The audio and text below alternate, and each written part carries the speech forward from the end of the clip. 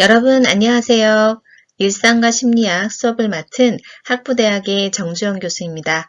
여러분을 만나뵙게 돼서 정말 반갑습니다. 먼저 우리 수업의 개요에 대해서 말씀드리도록 하겠습니다.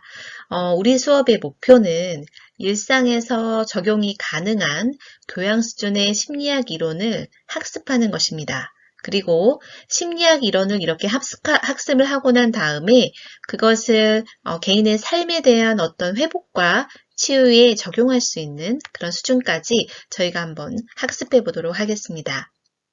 자, 교과목의 전체적인 개요를 한번 설명을 드리면 본 교과목은 인간의 마음을 연구하는 학문 분야인 심리학의 기본 이론을 배우는데 그 이론을 배울 때 여러 학자들의 전문 분야를 예시를 통해서 학습하는 방식을 택하고 있습니다. 자, 이렇게 학습을 함으로써 인간에 대한 이해도 확장시키고 그리고 자신의 삶에 대한 적용이 가능할 수 있도록 그렇게 우리 공부해 보도록 하겠습니다. 자, 우리 교과목의 주요 내용을 한번 살펴보시면 우리는 여러 가지 심리학 이론을 공부를 할 것인데요. 처음에는 지각심리학, 그리고 메타인지에 대해서 공부를 하게 됩니다.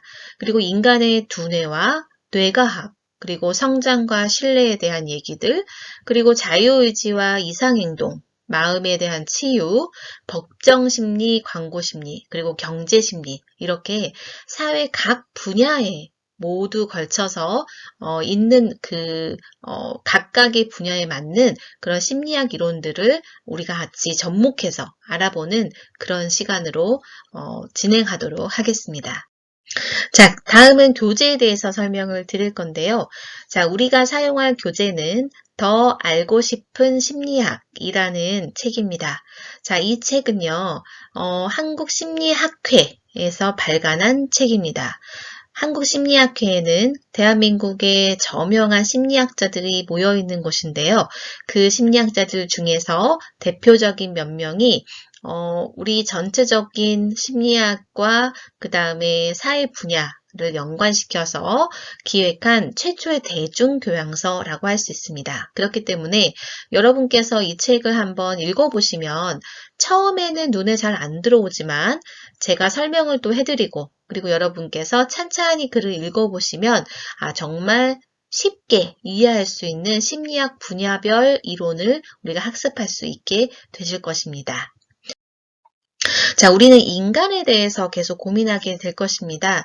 여러분은 지금까지 계속 고민을 해오셨겠지만 우리 수업에서는 좀 더 심도 깊게 과연 인간이란 무엇일까에 관련해서 열심히 우리가 공부를 하게 될 것입니다.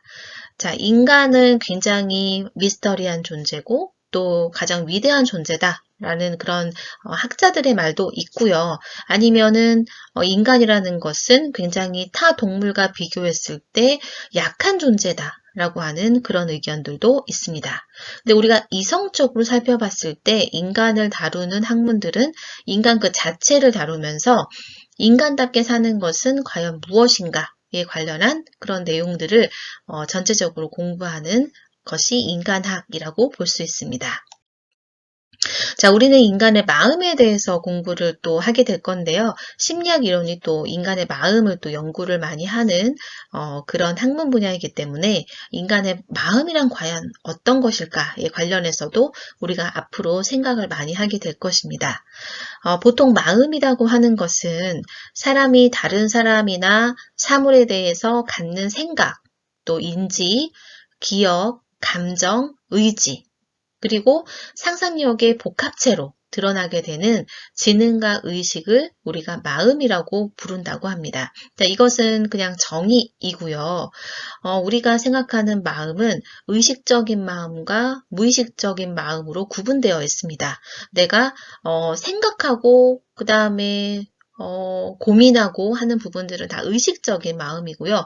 그런 것과 상관없이 내가 인지하지 못하지만 그리고 내가 기억하지 못하지만 내 내면에 숨겨져 있는 것들, 그것을 무의식적인 마음이라고 우리가 부릅니다. 그래서 우리는 의식적인 마음과 무의식적인 마음에 관련해서 둘 다 학습하도록 하겠습니다. 자, 인간과 마음에 대한 이해에 관련해서 아주 유명한 여러 학자들이 얘기를 한 내용들을 우리가 한번 살펴보도록 하겠습니다. 자, 프로이트 같은 경우에는 마음은 빙산과 같은데 눈으로 볼 수 있는 적은 부분이 의식의 영역이고 눈에 보이지 않는 큰 부분이 무의식의 영역이라고 하였습니다. 자, 여러분 빙산을 한번 생각해 보세요. 빙산은 눈에 보이는 아주 작은 조각이 물 위에 떠 있는 거고요. 그 밑에 훨씬 더 큰 빙산이 존재를 하죠. 그런 것을 프로이트는 마음의 영역, 의식의 영역과 무의식의 영역으로 구분시켜서 이제 비유를 했습니다. 자, 히포크라테스 같은 경우에는 의학에서 유명하신 분이죠. 자, 우리에게 뇌라는 것이 있기 때문에 사물을 생각할 수 있고 또 기분이 좋고 나쁘고 이런 것들을 다 분별해낼 수 있다. 그렇기 때문에 마음이 머무는 곳은 바로 뇌다라고 그렇게 추정할 수 있다고 주장하는 거죠. 자, 반면에 아리스토텔레스는 마음은 심장이다. 하트, 그죠? 마음은 내 심장에 머물러 있다라는 생각을 할 수밖에 없다라는 그런 얘기들을 했고요. 자, 데카르트는 자, 이전의 사람들은 마음이 몸에 머물러 있기 때문에 사람들이 움직일 수 있다고 생각하는 거죠. 내 마음도 내가 움직일 수 있는 영역이다. 왜? 내 몸에 있으니까. 라고 생각을 했는데 혼이 떠나가면 육신은 죽는 거라고 생각한다. 라는 것이 데카르트의 생각이고요. 자, 분트라는 사람이 납니다. 우리 교재에서도 이제 분트가 등장하게 될 것인데요. 자, 인간의 마음은 과학적으로 파악하는 것이다. 라고 하는 것이 분트의 의견입니다. 우리 교재에서도 분트가 존재합니다. 그래서 여러분 교재에 16페이지를 한번 펴보시면 분트에 관련한 내용들이 등장을 하게 됩니다. 자, 우리 아직 교재가 없으신 분들도 많으니까 이 부분은 나중에 교재가 생기면 또 한번 읽어보시면 좋을 것 같아요.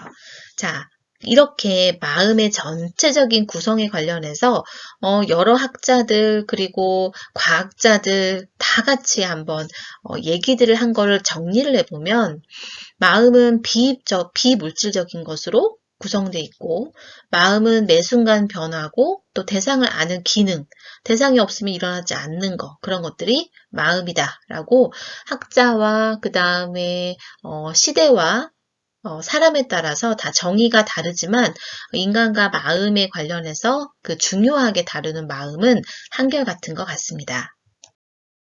자, 그렇다면 우리가 쭉 배우게 될 심리학이라는 것은 과연 어떤 학문일까요? 자, 심리학은 행동과 정신 과정을 체계적이고 과학적으로 탐구하는 학문이라고 합니다. 자, 이렇게 정의를 하는 거고요. 우리가 지금 심리학의 범위를 좁게 해석하고 넓게 해석하고 차이에 따라서 심리학의 정의는 넓어질 수도 있고 좁아질 수도 있습니다. 자, 심리학의 연구 방법을 곁들여 보면은 심리학을 좀 더 학문적인 영역으로 이렇게 구성할 수가 있습니다. 좀 더 뭐라 해야 될까요? 넓게 해석한다기보다는 좁게 해석하는 거에 가까운 것이 심리학 이론적인 것들인데요. 자, 우리 교재에서는요, 이 심리학에 관련한 이론들을 공부를 하지만 좀 더 넓게 연구하는 그런 분야들에 대해서 설명을 드리게 될 것입니다. 자, 심리학을 연구하는 여러 가지 방법이 있는데요. 좀 이따도 제가 설명을 드리겠지만, 자, 과학적인 방법을 이용해서 기술하고 설명하고 예측하고 통제하는 방법을 주로 사용을 많이 합니다. 자, 유기체가 행동을 하는 방식을 기술하는 거고요. 그리고 어떤 행동이 드러났을 때 그 원인이 무엇인가를 설명하는 그런 역할을 하는 거, 그리고 어떤 상황에서 어떻게 행동을 하는 것이 가장 좋은지 아니면 나쁜지 이렇게 행동을 할 것을 예측하는 거, 이런 것도 심리학이다. 그리고 예측을 할 수 있다면 그 유기체 행동을 통제할 수 있는 거, 이런 것들을 연구하는 것이 바로 심리학이라고 합니다.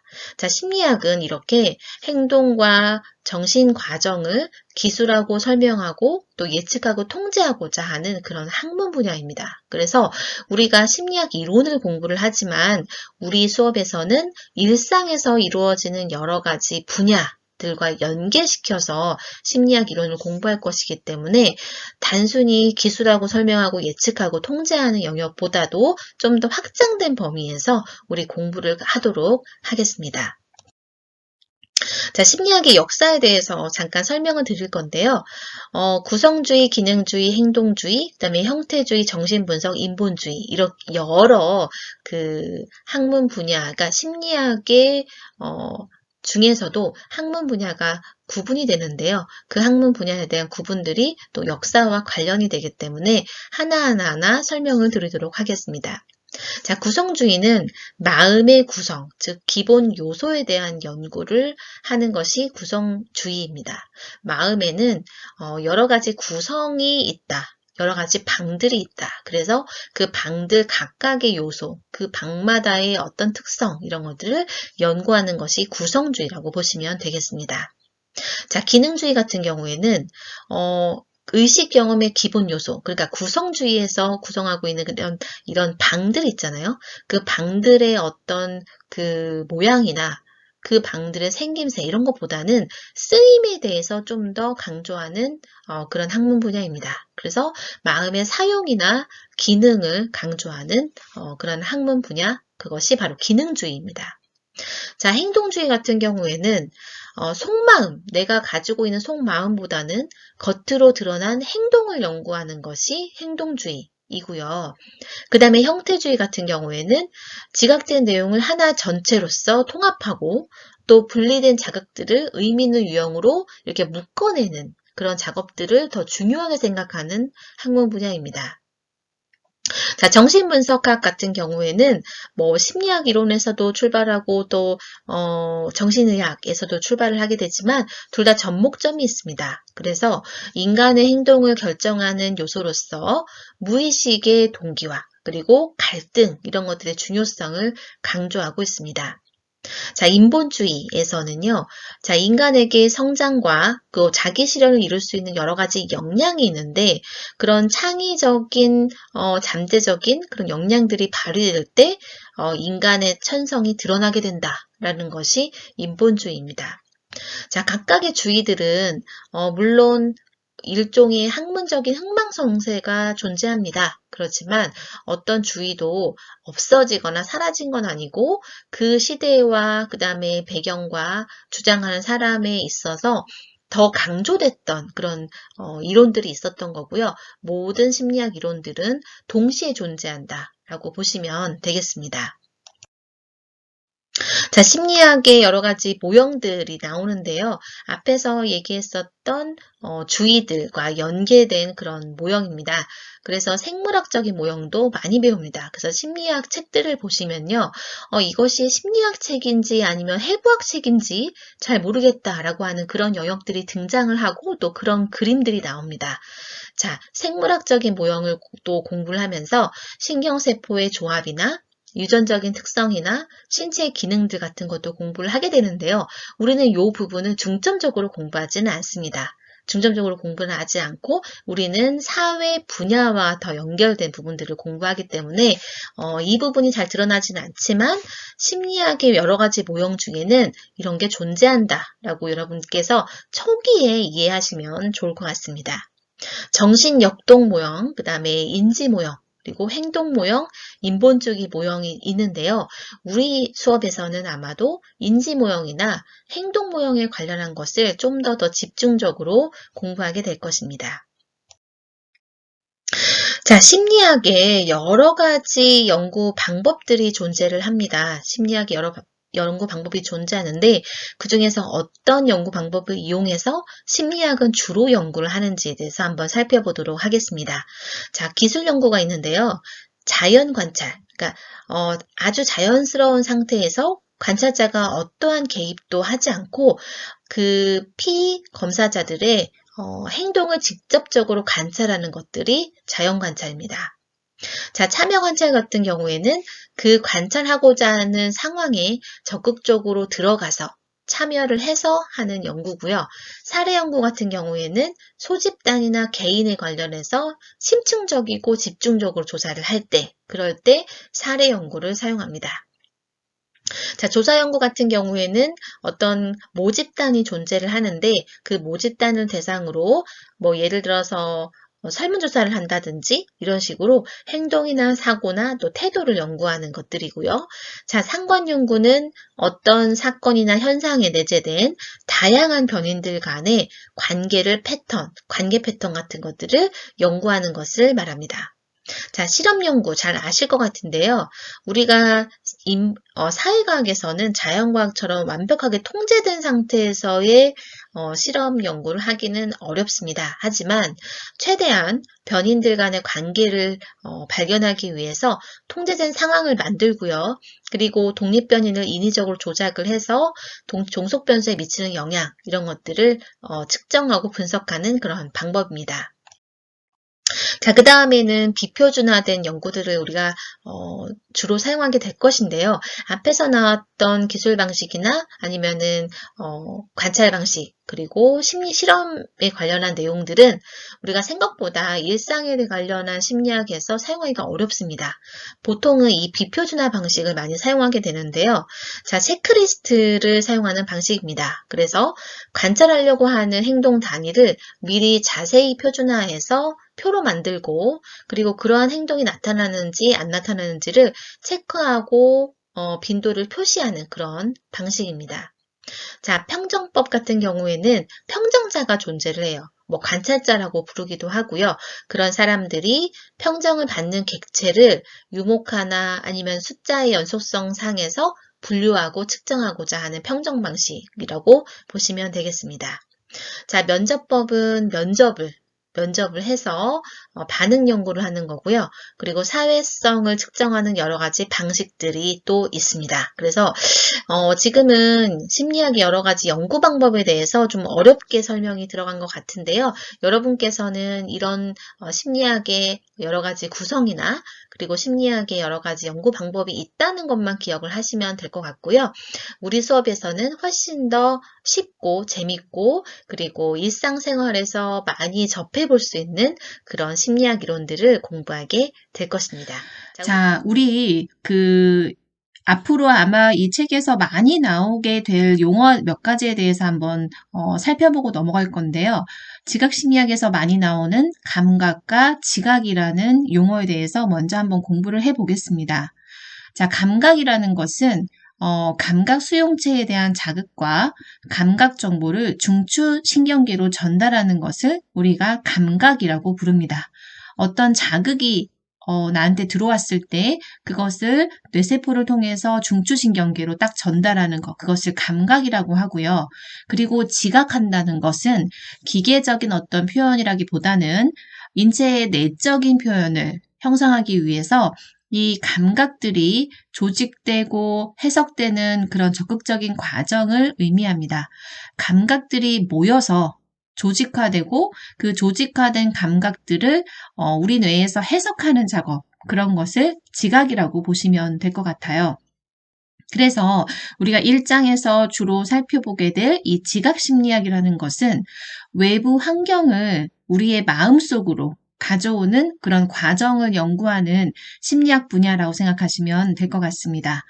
즉, 감각기관을 통해서 받아들이는 그 외부 환경에 대한 정보, 이런 것들을 해석하는 과정을 연구하는 그런 학문 분야다라고 여러분께서 이해하시면 될 것 같아요.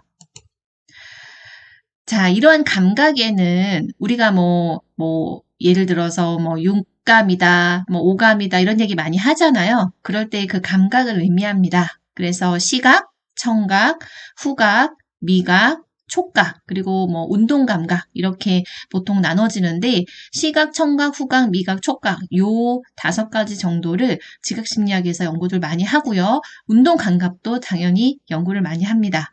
자, 우리 책에서는 시지각에 관련한 내용들이 소개가 되고 있습니다. 그래서 여러분 교재에서 보면은 16페이지 하단에 보시면 나오는 내용입니다.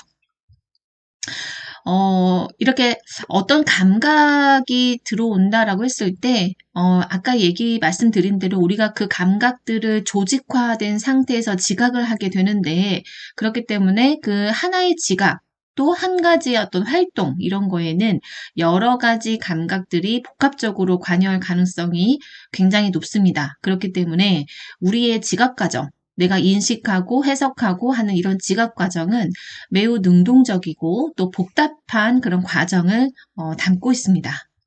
우리의 마음이 굉장히 적극적으로 개입을 해서 작용을 한 그런 결과물이라고 볼 수가 있죠. 자, 그림을 한번 보시겠습니다. 이 그림 같은 경우에는 우리 교재에서 16페이지, 17페이지 내용을 담고 있는 그런 그림인데요. 시지각이라는 용어가 나옵니다. 시지각이라는 것은 눈을 통해서 주어진 정보를 수집하고 판단하는 대뇌의 지각 기능을 의미를 합니다. 우리가 눈을 통해서 어떤 물건을 보잖아요. 그러면은 그 물건을 본 것들이 시각 경로를 거쳐서 시각에 있는 피질로 전달되는 것, 이런 것들을 우리가 시지각이라고 부릅니다. 눈으로 보면서 순간적으로 계속 이동을 하게 되는 거죠. 그 정보들이. 그래서 그 정보들이 대뇌에서 이 지각되는 현상, 이런 것을 시지각이라고 부릅니다. 자, 우리 몇 가지 예시를 통해서 이 시지각이라는 부분이 얼마나 선택적인지에 대해서 한번 살펴볼 건데요. 여러분 교재에서는 18페이지부터 나오는 굉장히 재미있는 예시들이 등장을 하게 됩니다.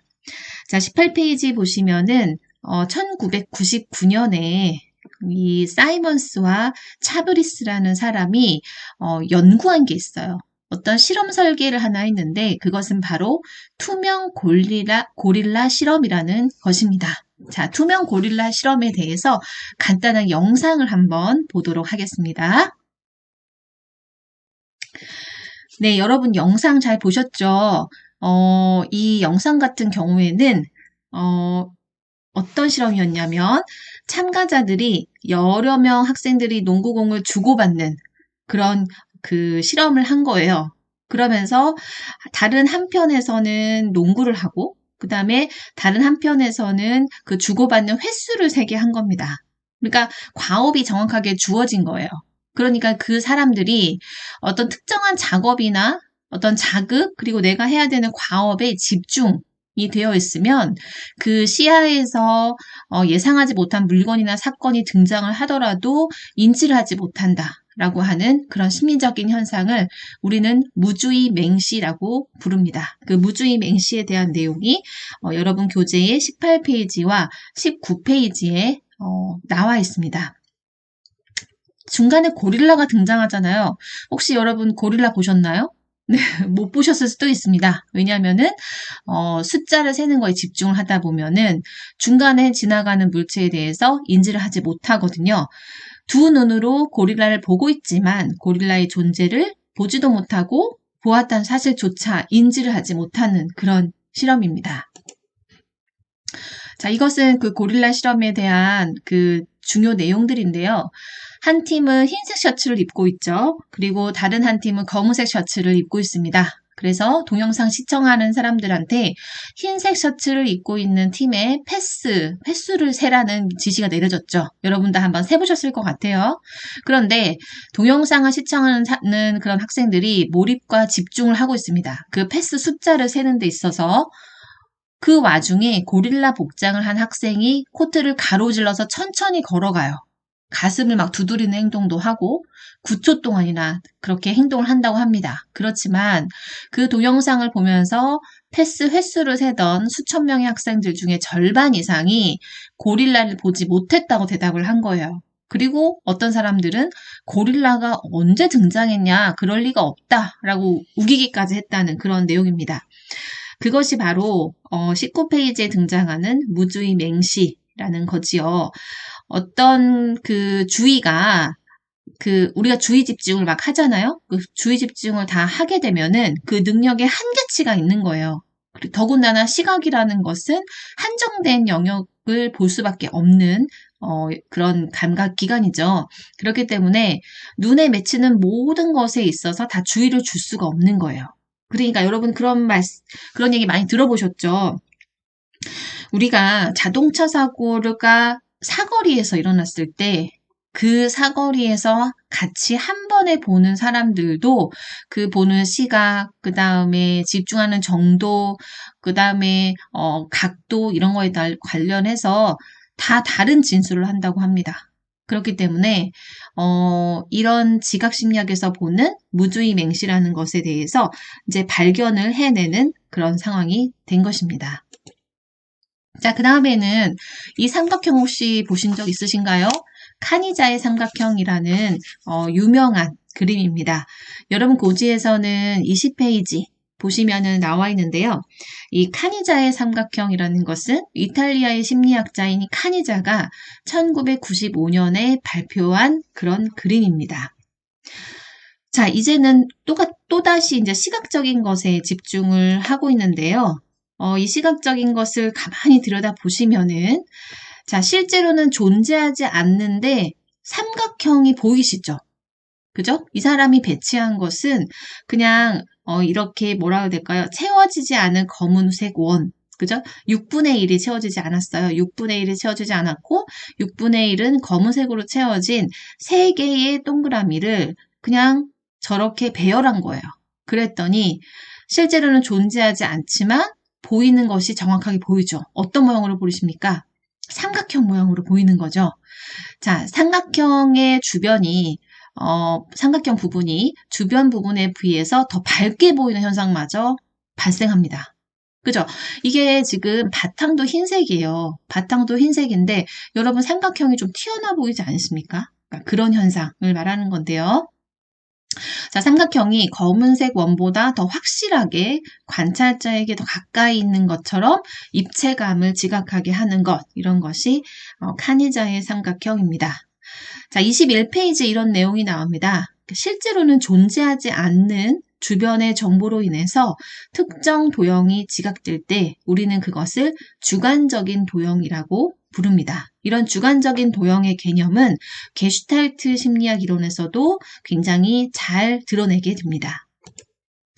자, 게슈탈트 심리학에 대해서 잠깐 살펴보시면, 자, 심리학에서 게슈탈트라는 이 개념 자체는요, 부분이 모여서 된 전체보다 완전한 구조와 전체성을 지닌 통합된 전체로서의 형상과 상태, 이거를 게슈탈트라고 부릅니다.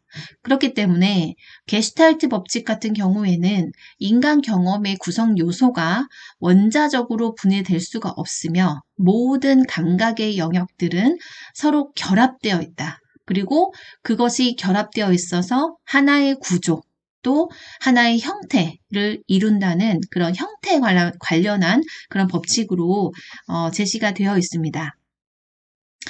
자, 이 게슈탈트 심리학에서 강조하는 바는 뭐냐면 우리의 지각이 어떤 작은 부분들의 합으로 결정되는 것이 아니라 그 덩어리, 하나의 전체, 구조물 이런 걸로 지각된다라고 하는 것을 설명해주고 있습니다.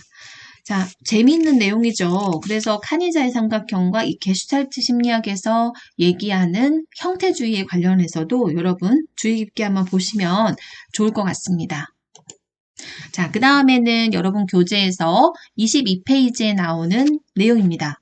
여러분 이 그림을 한번 보시면은 이거 잘 아시죠? 피사의 사탑입니다. 피사의 사탑인데 어떤 사탑이 더 기울어져 보이십니까? 한번 보세요. A, B로 했을 때 왼쪽 게 A, 그 다음에 오른쪽 게 B라고 했을 때는 가만히 보시면 B가 더 기울어진 것처럼 보이잖아요. 그죠? 자, 이것은 피사의 사탑 착시 사진 2007년에 최고의 착시 작품에 선정된 작품이고요. 캐나다의 맥길 대학교 팀이 출품한 사진 작품입니다. 자, B탑이 A탑에 비해서 더 많이 기울어져 있다고 느끼는 것은 일종의 채워넣기 현상이 발생해서 착시가 발생한 것이라고 합니다. 이 두 가지는 똑같은 동일한 그런 경로로 기울어져 있는데 바탕 화면을 어떻게 조정하느냐에 따라서 더 기울어져 보이냐, 보이지 않냐는 것을 나타내는 거예요. 기울기가 똑같아요, 이 두 가지가. 똑같은데 배경을 얼마나 더 많이 설정하고 오른쪽으로 더 많이 설정했는지 왼쪽으로 더 많이 설정했는지에 따라서 달라져 보인다라는 그런 착시 현상입니다. 자, 23페이지에 그런 내용이 나옵니다. 두 번째 단락 보시면요. 이런 가설들의 공통점은 뭐냐면은 어떤 특정한 대상을 지각을 할 때 주변에 있는 다른 대상들 간의 비교 과정이 포함되어 있다는 그런 내용입니다. 지금 이 그림도 마찬가지입니다. 자, 탑의 꼭대기 부분으로 올라갈수록 두 윤곽선의 거리가 서로 멀어지는 그런 확산의 형태를 띠고 있는데 그렇기 때문에 이 두 가지가 동일한 탑이 아니라 왼쪽, 오른쪽 것이, 그러니까 B탑이죠. 오른쪽 것이 더 기울어져 보이게 지금 여러분께 착시 현상이 나타나는 것입니다. 자, 두 번째 착시 현상 한번 살펴볼까요? 이거는 자스트로의 착시 현상입니다. 자스트로라는 사람이 이제 고안을 한 것인데요. 자, 이거 보시면은 A하고 B하고 똑같은 크기, 똑같은 기울기를 가지고 있는 두 개의 도형이 있습니다. 근데 자, 위에 있는 걸 한번 보세요. A가 더 길어 보이세요? B가 더 길어 보이세요? 그죠? B가 더 길어 보이잖아요. 그죠? 뭘까? 근데 이 두 가지는 똑같은 거예요. 똑같은 건데 배치를 어떻게 하느냐 관련해서 나타낸 거죠. 자, A와 B가 관측자의 시점에서 나란히 배치가 되어 있는데 관측자는 나열된 도형에 서로 마주보는 면에서 마주보는 면을 가지고 서로 비교를 하기 때문에 앞에 것이 더 크게 보인다는 그런 착시 현상을 나타내는 자스트로의 착시 도형입니다. 자, 그렇기 때문에 같은 크기의 둥근 면을 가진 물체의 크기가 안쪽과 바깥쪽으로만 비교가 지금 되고 있기 때문에 그 안쪽과 바깥쪽 중에 긴 쪽이 포함된 물체가 더 크다고 인식을 하는 그런 현상이라고 보시면 되겠습니다. 자, 두 번째는 동시에 관련한 내용인데요. 자, 동시 대비입니다. 이것도 여러분 교재에서는 25페이지에 나오는 그런 내용인데요. 자, 서로 비교하고 해석하는 눈을 지금 보여주기 위해서 동시 대비를 드러내는 것입니다. 이것은 명도에 관련한 얘기고 채도나 아니면 색상이 달라 보일 때도 비교적 비슷한 형태의 어떤 착시 현상이 드러나게 됩니다. 자, 네모칸, 그 회색 네모칸 있잖아요. 안에 들어가 있는 회색 네모칸. 이것은 동일한 그림색이에요. 똑같은 회색 네모입니다. 회색 네모인데 배경색을 어떤 것으로 했느냐에 따라서 이 두 번째, 세 번째 어떤 거? A가 밝아 보이세요? B가 밝아 보이세요? 그죠? A가 더 밝아 보이잖아요. 그죠? 동일한 밝기를 가졌지만 배경색을 어떤 걸로 배치하느냐에 따라서 그렇지 않게 보이는 현상을 말합니다.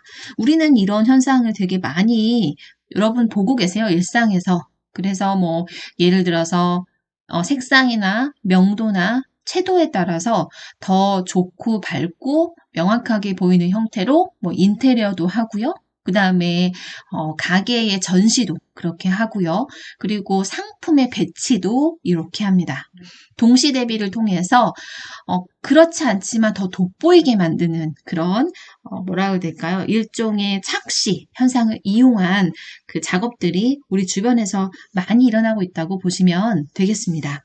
자, 이런 것들은 자기가 가지고 있는 어떤 단점을 보완하기 위해서도 좀 필요한 작업들이기도 하지요. 이것들을 잘 활용하시는 분들도 계십니다. 자, 이렇게 주변에 있는 물체와의 비교를 통해서 일어나는 것을 우리가 동시 대비라고 부릅니다. 자, 우리가 앞에서 얘기했었던 여러 가지 대비 현상을 보시면은 공통점이 있어요. 공통점은 뭐냐면 주변과의 비교, 그리고 나와 다른 사람 간의 비교, 이런 것들을 통해서 동일한 물체도 우리의 심리적인 지각에서는 다른 물체가 될 수 있다는 것이 이런 실험들의 결과입니다. 자, 깊이 지각에 대해서 한번 살펴볼 건데요. 여러분 교재에서는 27페이지입니다. 착시의 미학이라고도 부르고요. 자, 우리가 착시라는 말에 대해서 계속 지금 배우고 있는데, 자, 착시가 어떤 걸까라고 한번 생각을 해보시면, 착시라는 것은 어떤 대상이나 장면을 실제 물리적인 속성과 다른 속성으로 지각하는 일종의 착각 현상입니다. 그래서 시지각과 관련돼서 발생을 하는데요. 우리 앞에서 시지각에 대해서 배웠잖아요. 내가 보이는 그 눈이 눈에서 나에게 들어온 정보가 뇌를 통해서 이렇게 가는데 그 와중에 일종의 착각이 생기는 거예요. 그렇기 때문에 우리가 이런 착시 현상에 관련한 것을 잘 알아두면 어떤 내가 지각을 정확하게 파악할 수 있는 것, 본질을 정확하게 파악할 수 있는 것, 그리고 주변 환경을 잘 이해할 수 있는 것, 이런 것과 연계되면은 예를 들어서 일종의 내가 속지 않아도 되는 일들에 대해서 속았다 그동안. 그죠? 근데 그 반대쪽에 있는 사람들은 그것을 잘 이용을 한 것이죠. 착시 현상을. 그런 것들을 내가 캐치해낼 수 있는 것이 바로 이런 공부를 하는 이유라고 생각이 듭니다. 착시의 미학을 잘 보여줄 수 있는 그림을 한번 보겠는데요. 여러분 교재에서 나오는 28페이지 그림 같은 경우에는 복도 착시라는 것입니다. 자, 이 그림을 보시면 같은 사람이 있습니다. 이 두 사람은 달라 보이지만 크기가 같은, 그리고 높이가 같은 동일한 사람입니다.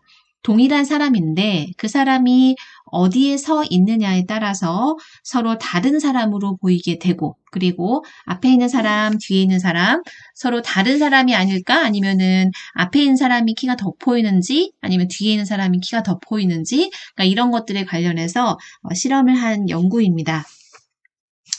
자, 이 얘기들은 시지각과 역시 관련이 되어 있는데요. 한 대상에 망막에 맺히는 상의 크기가 있습니다. 그것들이 관찰자와 그 대상자까지의 거리에 반비례하게 되는데, 그래서 멀리 있는 대상은 망막에 작게 상이 맺히고요. 가까이 있는 대상은 크게 상이 맺힙니다. 하지만 우리는 망막에 맺힌 상의 크기대로 대상의 크기를 지각하는 것이 아니라는 것입니다. 자, 거리를 고려해서 판단을 하게 되지요. 하지만 문제는 뭐냐면 그 대상까지의 거리를 순간적으로 판단하고 계산하는 것이 쉽지 않다는 것입니다. 그렇기 때문에 발생하는 것이 바로 이 복도 착시 같은 현상입니다. 자, 여러분 슬라이드에서 보여주는 이런 그림 혹시 많이 보셨나요? 그저 착시 현상을 불러일으키는 복도의 모습입니다. 마치 울렁울렁하게 복도가 구성되어 있는 것으로 보이지만 이것은 동일한 그냥 판판한 복도인데 저런 무늬를 가지고 있는 거죠. 자, 이런 무늬를 처음에 개발한 사람은 복도에서 아이들이 너무 많이 뛰어다니고 그리고 그걸로 인해서 사고가 많이 발생하는 것을 보고 착안했다고 합니다. 자, 이렇게 하니까 울렁울렁하고 뭔가 위험성이 있어 보이니까 아이들이 저 부분에선 뛰지 않고 천천히 조심스럽게 걸어갔다고 합니다. 그렇게 해서 나온 것들이 이런 착시 복도입니다. 자, 이와 같이 우리는 착시 현상을 통해서 많은 것을 이해할 수가 있는데요. 시각 시스템의 망막에서 손실된 그런 깊이 정보를 어떻게 복원할 수 있는지, 그리고 한 대상에 대해서 망막 상의 크기와 그리고 관찰자 간의 거리 이런 것들을 어떻게 판단해서 우리가 착시를 불러일으키는 그런 모습들을 어쩌면 속지 않게 하기 위해서 이런 작업들을 미리미리 알아두시는 것도 굉장히 재밌는 그런 생활에서 활용할 수 있는 그런 심리학 이론이라고 보시면 되겠습니다. 자, 우리가 착시 현상에 대해서 계속 공부를 하고 있는데요. 지각심리학 중에서도 우리는 시각에 관련한 것들을 공부하고 있어서 그렇습니다. 아까 말씀드린 대로 우리에게는 여러 가지 감각기관이 존재하고 그 감각기관의 종류에 따라서 여러 가지 지각심리학적인 이론들이 나와 있지만 우리 책에서 그리고 우리는 이 시간에 시각에 관련한 얘기들을 하고 있는데요. 이런 착시 현상은 어떻게 보면 뇌에서 이루어지는 효율적인 처리의 필요악이 아닌가라고 하는 그런 의견들이 많습니다. 그 내용이 여러분 교재에서는 30페이지에 잘 설명이 되어 있습니다. 자, 우리가 굉장히 많은 정보들을 봅니다. 그죠? 지금 이 순간에도 여러분이 제 수업을 듣고 있지만 화면을 보고 계시는지 아니면 화면에서 보여지는 것 말고도 양옆으로 지금 보여지는 게 많을 거예요. 그쵸? 자, 양옆으로 보여지는 게 많으면 신경이 분산되고 그리고 그 시각 정보에서 들어오는 내용들이 다 다르기 때문에 제가 말씀드리는 내용도 동일한 내용을 말씀을 드리지만 듣는 분에 따라서는 다르게 들릴 수도 있는 거고요. 그리고 동일한 PPT를 보여드리지만 꼭 필요한 내용을 보지 않고 넘어가거나 아니면은 그 부분을 흘려듣거나 이런 작업들이 생기잖아요. 그런 것들을 말하는데 어쩔 수 없다라는 거죠. 왜냐하면 우리의 뇌의 능력이 제한되어 있기 때문에 그 제한된 능력으로 아주 복잡한 시각 장면을 이해하기 위해서 우리의 시각 시스템이 선택한 것은 완벽한 정확도가 아니고 바로 효율성입니다. 자, 효율성을 위해서는 어느 정도 정보는 포기하는 정확도, 그런 것이 바로 착시 현상이라고 보여지면 되겠습니다. 자, 우리네 사람들은 시각을 포함해서 여러 가지, 5가지 감각기관, 아까 말씀드렸죠? 자, 그것들 통해서 세상의 모든 정보들을 받아들이는데 그 감각기관들이 얻을 수 있는 정보는 매우 제한적이다라는 거죠. 제한적이기 때문에 생각보다 외부의 환경을 우리의 마음속으로 가져오는 과정, 우리가 아까 그것을 지각이라고 배웠잖아요. 그 과정은 매우 어렵다는 것입니다. 그렇지만 우리는 완벽하지 않은 그 정보들을 가지고 조합해서 정확하게 상황을 지각하고 이해하는 것, 이런 것을 점점 연습해 나가면 될 것 같습니다. 자, 부제가 달려 있습니다. 생각을 보는 능력이 진짜 능력이다 라는 부제가 달려 있죠. 우리 메타인지에 대해서 한번 찬찬히 살펴보도록 하겠습니다. 자, 우리 33페이지 처음에 나오는 내용을 한번 읽어보시면은 여기에 2010년도에 방송되었던 0.1%의 비밀이라는 프로그램이 화제가 된 적이 있다라고 그렇게 나와 있죠. 이 장의 저자인 이 김경일 교수님이 거기에 출연하셨습니다. 저도 이 시리즈를 되게 재밌게 봤는데요. 자, 이 방송은 EBS 방송입니다. 그래서 교육 대기획이라는 이름으로 10부작으로 꾸려져 있고요. 큰 제목은 학교란 무엇인가 라고 하는 그런 제목을 달고 있는 EBS 프로그램입니다. 뭐 한 10년 정도, 15년 정도 된 것 같아요. 그럼에도 불구하고 지금까지도 회자가 되고 있는 그런 다큐멘터리입니다. 자, 이 교육 대기에 학교란 무엇인가라고 하는 큰 주제 안에 10가지의 서브 주제들이 존재하는데요. 이 교육 대기의 10부작 학교란 무엇인가에서 얘기하고자 하는 것들은 어떤 것들이냐면 학생들이 자꾸 학교를 떠난다는 거예요. 그러니까 공교육 체제에서 자꾸 이제 멀어진다는 거죠. 멀어진다는 거고, 그리고 그런 현상, 아니면 그런 양상들을 살펴보면서 진짜 우리가 원하는 학교는 어떤 모습일까? 그리고 우리가 원하는 교육이라는 것은 정말 어떤 모습일까? 라는 그런 것들에 관련해서 여러 가지 측면에서 살펴본 그런 다큐멘터리입니다. 그래서 여러분들께서도 지금도 유튜브 같은 데에다가 학교란 무엇인가? 이렇게 치기만 하면 여러분이 이 영상이 지금 다 떠 있어요. 그래서 여러분들께서도 좀 흥미있는 주제가 있으시면은 한번 보는 거를 권해드립니다. 자, 1부작 이제 1부부터 이제 10부까지 있는데요. 1부는 이제 학교란 무엇인가? 라고 하는 그런 내용이었고요. 그리고 이제 3부작은 이후학교에 대한 내용입니다. 여러분 이후학교 많이 들어보셨죠? 대안학교로 설립이 돼서 지금까지도 탄탄하게 교육을 이어가고 있는 그런 학교입니다. 그래서 이후학교 이야기가 나오고요. 4부작에서는 세계 최고의 고등학교, 이제 세계 여러 국가에 있는 좋은 고등학교라고 이제 이름이 나 있는 고등학교를 한번 탐방을 한 거예요. 그래서 과연 우리나라 체제와 다른 것들은 어떤 것들인지를 알아보는 그런 다큐멘터리였습니다.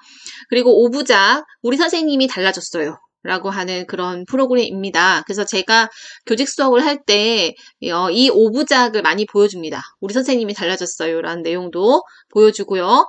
6부작은 칭찬의 역효과. 과연 교실 안에서 칭찬을 계속 해주는 것이 효과가 있을까에 관련한 그런 반대 의견 쪽을 많이 살펴본 그런 다큐멘터리입니다. 자, 7부작은 책 읽기, 생각을 열다라는 주제를 가지고 있고요. 여기 8부작에 등장하는 것이 0.1%의 비밀입니다. 그리고 9부작은 사교육 분석 보고서, 대치동 얘기 많이 나오고요.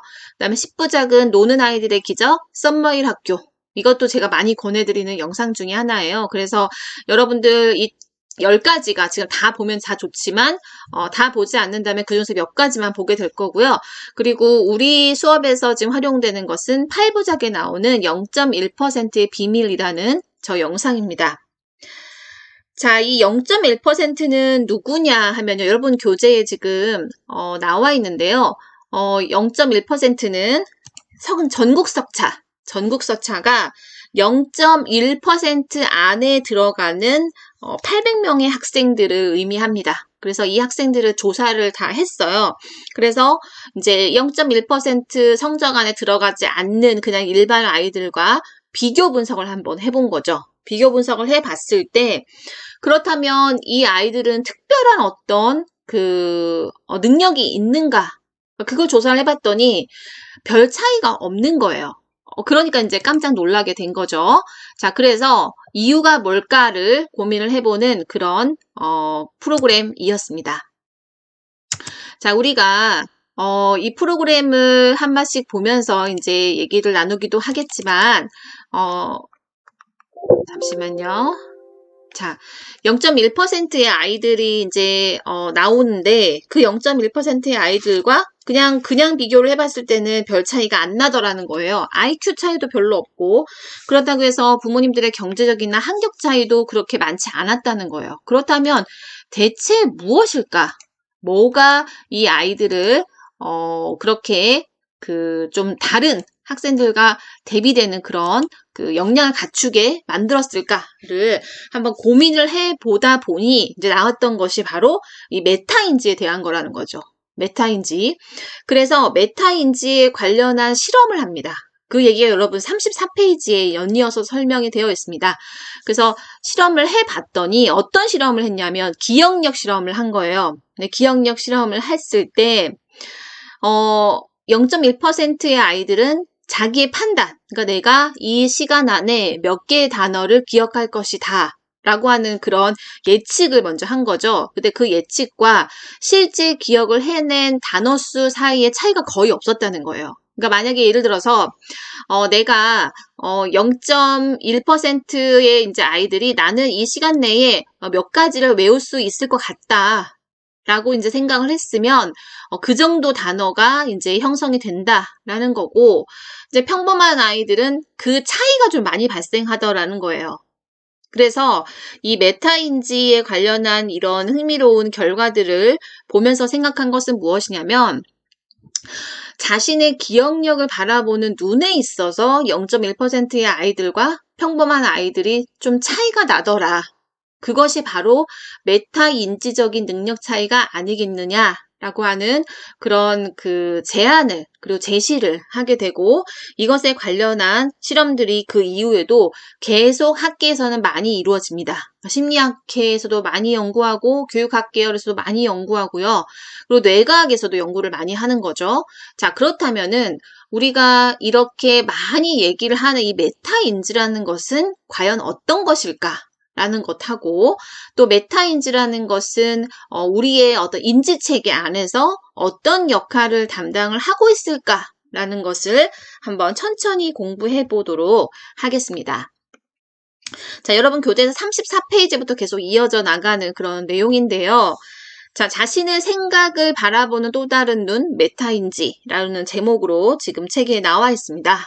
그래서 컴퓨터하고 비교를 해서 설명을 하고 있어요. 자, 컴퓨터한테 질문을 합니다. 어떤 질문을 해요? 예를 들어서 여기에 나와 있는, 우리 교재에 나와 있는 질문으로는, 자, 우리나라의 수도는, 우리나라 수도의 이름을 알고 있습니까? 라고 물어보면, 예, 아니요로 대답을 해야 되잖아요? 그랬을 때, 컴퓨터에 대해 질문을 하면, 예와 아니요의 차이에서 속도 차이가 발생한다는 거예요. 그죠? 왜냐면은, 아니요, 네, 라는 질문을 하기 전에 이 컴퓨터라는 기계는 그것이 정말 맞는 문장인지 아니면은 그것에 대한 답을 내가 가지고 있는지를 검색을 하게 될 것입니다.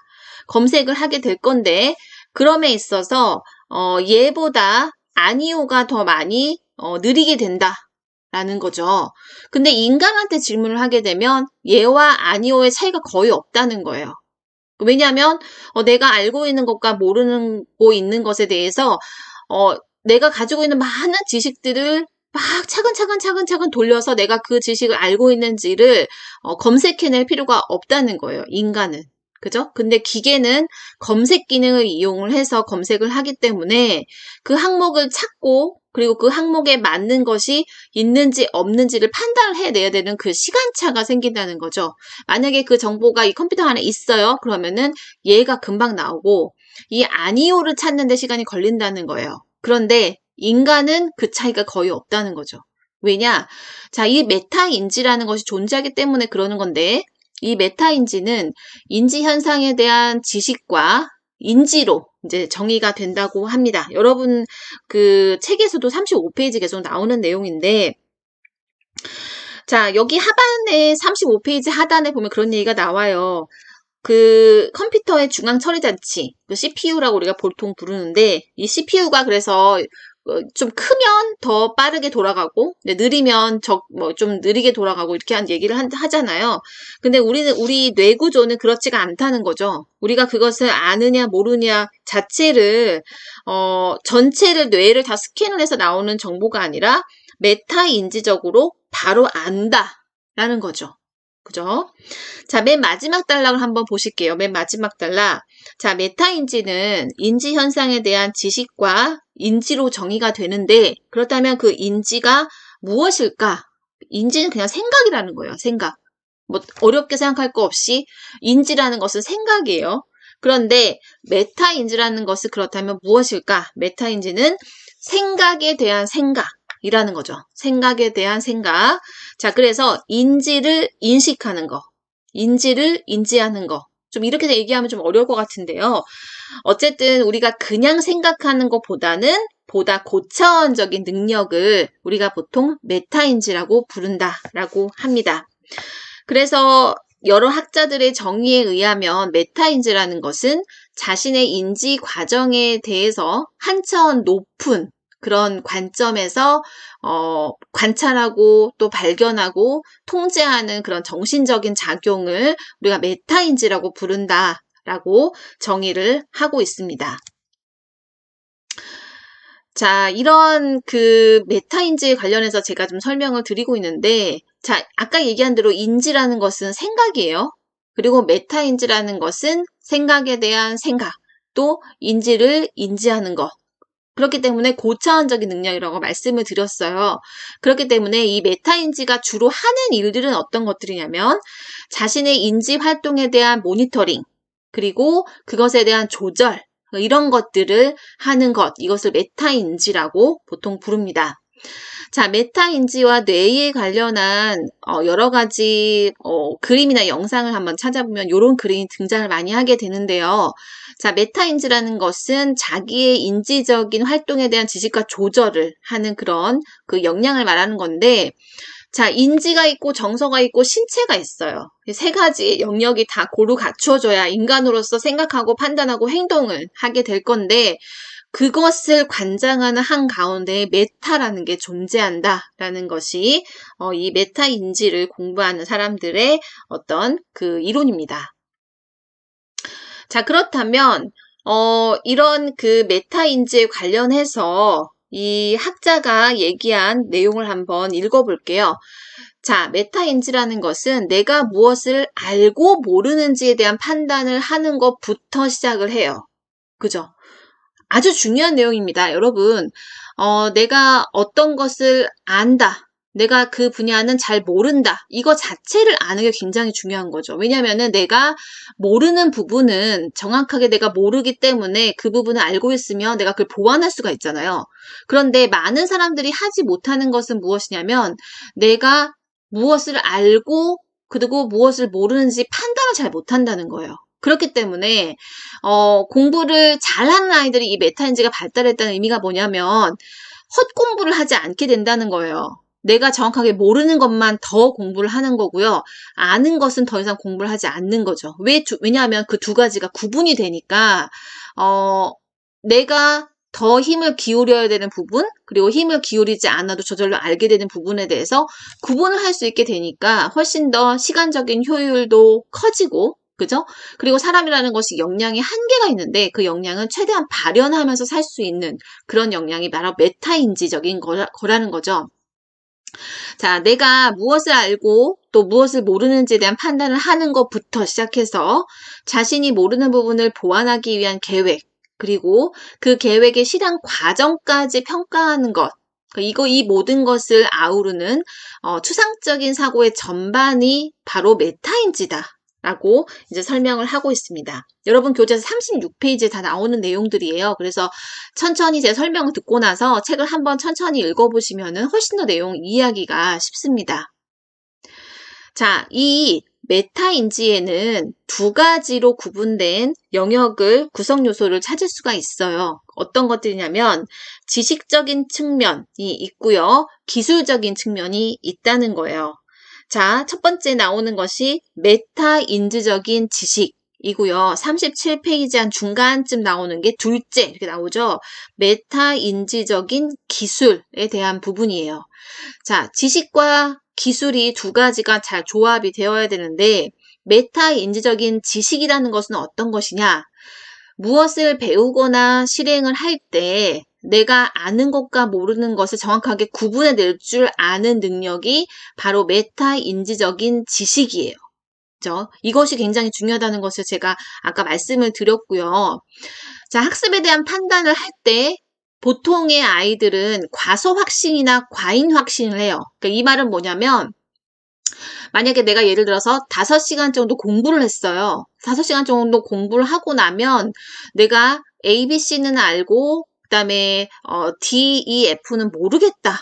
라고 이렇게 생각을 해야 되는데 다 아는 것 같은 거예요. 내가 5시간씩이나 공부를 했으니까 A부터 뭐 예를 들어서 뭐 더 나아가서 Z까지 다 알고 있는 것 같아요. 그런 것이 바로 과잉 확신이에요. 그리고 내가 5시간 동안 내내 공부를 했지만 A도 모르는 것 같아. 라고 생각하는 것이 과소 확신이에요. 둘 다 학습에 대한 판단에서는 굉장히 안 좋은 그쪽에 속하죠. 왜냐면은 내가 받을 수 있는 점수나 내가 받을 수 있는 어떤 그 학업 성취에 비해서 더 낮게 나를 인식하게 되는 것도 자기 자신의 어떤 역량을 제대로 판단하지 못하는 거고요. 과잉 확신이라는 것은 내가 생각했던 것보다 점수가 더 안 나왔어. 보통 이런 경우가 많잖아요. 그죠? 내가 생각했던 것보다 점수가 훨씬 잘 나왔어. 이런 경우 많습니까? 많지 않을 것 같은데. 내가 생각했던 것보다 이번에 조금 점수가 잘 안 나왔어라는 것은 학습에 대한 판단에 있어서 과잉 확신을 보통 사람들이 많이 하기 때문에 발생하는 그런 일입니다. 자, 이것이 계속 발생을 하게 되면은 그 벌어지는 차이만큼 나의 확신, 그러니까 나의 판단을 확신할 수가 없게 돼요. 내가 이 정도 공부하는 게 맞았나? 아니면은 내가 이렇게 생각하는 게 지금 현재 맞는 건가? 그러니까 이런 생각을 막 하게 됩니다. 그렇기 때문에 우리의 판단을 잘 신뢰하지 못하는 그런 안 좋은 습관들이 생기게 되는 거죠. 자, 두 번째는 메타인지적인 기술에 대한 건데요. 메타인지적인 지식에 기초를 해서 발현되는 그런 능력을 말해요. 그래서 우리가 이제 인지를 했잖아요. 그러면은 이제 실행을 해야 되는데 그 실행을 할 때 있어서의 기술적인 측면, 그것을 메타인지적인 기술이라고 부릅니다. 일정 수준의 메타인지가 기반이 되어야 되는 거고요. 자, 우리 이것과 관련한 여러 가지 얘기들 한번 들어볼 건데, 메타인지에 관련해서 그런 얘기들이 있어요. 메타인지 같은 경우에는, 나이가 조금, 어리면 어릴수록 조금 자신의 어떤 역량을 확신하지 못하는 경우들이 좀 있거든요. 그래서 어른의 어떤 판단이나 어른의 어떤 기준 같은 것을 좀 신뢰하는 경향성들이 좀 있죠. 자, 그런 것들이 이제 뒤에서 이제 등장을 하게 됩니다. 메타인지라는 것은 사실 어린 아이들한테서 발견되기는 약간 어렵고, 나이가 들어가고 경험치가 쌓이고 지식이 늘어나면서 그렇게 이제 형성되는 그런 인지 능력이라고 이제 보여지거든요. 그렇기 때문에 어른들한테서는 찾아보기 쉽지만 이제 어린 아이들은 좀 아직은 형성되기가 어려운 능력이 바로 메타인지다라는 거고, 이 역량이 빠르게 형성된 아이들이 학습 능력이 뛰어나더라라는 것이 어떤 0.1%의 비밀에 나오는 결론입니다. 자, 메타인지 아까 말씀드린 대로 지식적인 측면과 기술적인 측면이 있는데, 그 지식적인 측면은 내가 아는 것과 모르는 것, 그것을 알아채는 능력을 말하는 거고요. 자, 기술적인 측면은 다 알았어요. 그러면 내가 모르는 것을 보완해 나가고, 그리고 어떻게 보완해 나갈 것인지에 대한 계획을 세우고, 과정을 실천하고, 그리고 그 과정을 평가할 수 있는 그 능력 자체를 우리가 기술적인 측면이라고 부릅니다. 자, 우리 이렇게 해서 지금 보여지고 있는 여러 가지 얘기들에 대해서 계속 얘기를 하고 있는데요. 자, 38페이지를 넘어가시면 이제 궁금한 거예요. 알았어요, 이제. 메타인지가 어떤 거라는 걸 알았어요. 그러면 그 다음에 알고 싶은 건 어떤 거예요? 그렇다면 메타인지라는 것은 타고나는 것인가? 아니면은 향상시킬 수 있는 것인가? 그게 궁금한 거예요. 왜냐면은 누구나 사람들은 공부를 잘하고 싶고, 그리고 공부를 한 만큼 결과치를 얻고 싶어 해요. 그런데 이 메타인지라는 것이 학습에 굉장히 많이 도움이 된다면, 우리 아이도 메타인지를 좀 향상시키고 싶은데? 라고 이제 생각을 할 거잖아요. 거기에 대한 어떤 여러 가지 실험에 대한 내용들이 등장을 하게 됩니다. 자, 결론이 미리 주어져 있어요. 뭐라고 주어져 있냐면, 여기에도 왕도는 없다. 라는 내용이 주어져 있어서 조금, 이제 뭐라고 해야 될까, 김이 빠지긴 하지만, 그래도 한번 천천히 내용을 살펴보면, 자, 0.1%의 비밀, 아까 다큐멘터리에서는 설명의 중요성에 대해서 포커스를 많이 맞춰요. 그래서 0.1%의 아이들을 봤더니, 이 아이들은 평범한 아이들에 비해서 설명을 무언가 많이 하고 있더라는 거예요. 그것이 같은 친구들이 얘가 공부를 좀 잘하니까 물어볼 거잖아요. 아, 이거 어떻게 풀었어? 라고 물어보면은 알려줘요. 막 풀어주거나 설명을 해준단 말이에요. 그러면서 그 아이가 점점 더 확신을 갖고 그 문제에 대한 해답을 더 과정과 풀이 과정을 더 잘 알게 된다는 거죠. 그게 바로 선생님 놀이라는 거예요. 설명을 하는 행위를 굉장히 많이 하더라라는 거죠. 자, 인지심리학자들이 좋아하는 그런 두 가지의 지식이 있는데요. 인지심리학자들이 이런 얘기를 많이 한다고 해요. 세상에는 두 종류의 지식이 있는데, 자, 첫 번째 지식은 어떤 거냐면, 내가 알고 있다는 느낌은 있는데, 남들한테 설명할 수는 없어. 그런 거 여러분 아시죠? 내가 이것에 대해서 알고는 있어. 근데 막 설명을 하려니까 정확하게는 잘 모르는 것 같아. 그런 지식이 하나가 있고요. 하나는 내가 알고 있을 뿐만 아니라 남들한테도 충분히 설명할 수 있는 지식이 있어요. 나는 이것에 있어서 너한테 충분히 설명할 수 있다. 아니면은 내가 이걸 완벽하게 알고 있기 때문에 이것에 관련한 어떤 질문도 받을 수 있다라는 그런 지식이 있단 말이에요. 이렇게 두 가지 지식이 있는데, 첫 번째는 그냥 친숙한 거예요. 잘 알려져 있고 내가 많이 들어봤고 책에서도 여러 번 봤어요. 그래서 친숙해. 근데 정확하게 그 개념이나 그 내용이나 그 과정에 대해서 알고 있지 않아서 설명하기는 어려워 남들한테. 그런 지식이 있다는 거예요. 그리고 두 번째는 내가 잘 알고 있는 거예요. 그 두 가지의 차이가 발생한다는 거죠. 그 두 가지의 차이 때문에 여러 가지 착각이 발생을 한다라는 거죠. 자, 여기에서 이제 39페이지 맨 하단에 나오는 그런 내용입니다. 우리가 시험 공부를 할 때 자주 경험하게 되는 그런 느낌인데요. 이 정도면은 충분히 공부했겠지. 뭐 5시간 정도 공부했으니까 충분히 나는 이 정도면 공부를 많이 한 것 같아 라는 느낌을 여러분들도 갖고 계시잖아요. 그죠? 그런데 시험을 보러 갔어요. 백지를 받았어. 그런데 뭐였지? 이렇게 되는 거예요. 못 쓰겠는 거야. 도대체 분명히 공부는 했는데 이제 막상 쓰려니까 내용이 뭔지 기억이 잘 안 나고 정리가 안 돼요. 그러니까 이것은 바로 친숙한 것이지 내가 정말 잘 알고 공부하고 내 머릿속에 들어왔다라고 보기 어려운 지식이라는 거죠.